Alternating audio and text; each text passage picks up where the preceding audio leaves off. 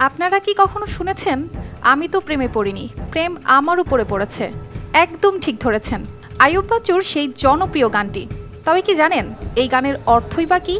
সেনাপ্রধান কি এই গানের মাধ্যমে কোনো মেসেজ দিতে চেয়েছিলেন? এবার ফিরে যাওয়া যাক ৩ আগস্টের সেই ঐতিহাসিক বৈঠকের দিকে। এটি ছিল এমন একটি বৈঠক যা পুরো দেশের পরিস্থিতি বদলে দেওয়ার পেছনে বড় একটি কারণ ছিল। তার সেই গুরুত্বপূর্ণ বক্তব্য, যা একটি জাতির ক্রান্তিকালে সাহসী সিদ্ধান্তের প্রতীক হয়ে উঠেছিল, সেটাও শোনার মতো ছিল। সেদিন ঢাকার সেনা সদর দপ্তরের বৈঠকে উত্তেজনা আর উদ্বেগ ছিল চরমে। সবাই জানতে চাচ্ছিলেন সেনাবাহিনী কি পদক্ষেপ নেবে।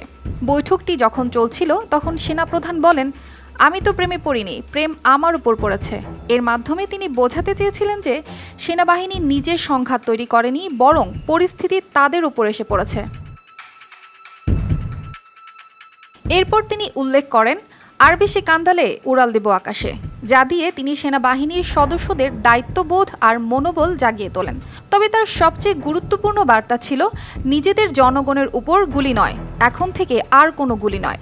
এই মনোভাবের কারণেই প্রধানমন্ত্রী শেখ হাসিনা ৪৮ ঘন্টার মধ্যে পদত্যাগ করতে বাধ্য হন। সেনাপ্রধান জেনারেল ওয়াকারুজ্জামানের এই বক্তব্য ছিল এক সাহসী সিদ্ধান্তের প্রতীক।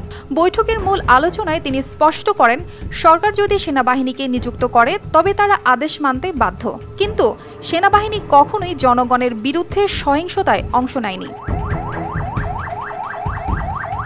সেনাপ্রধান তার বক্তব্যে আইয়ুব বাচ্চুর জনপ্রিয় গান উল্লেখ করে বোঝাতে চেয়েছিলেন, সংঘাত তারা তৈরি করেনি, বরং সংঘাত তাদের উপর এসে পড়েছে।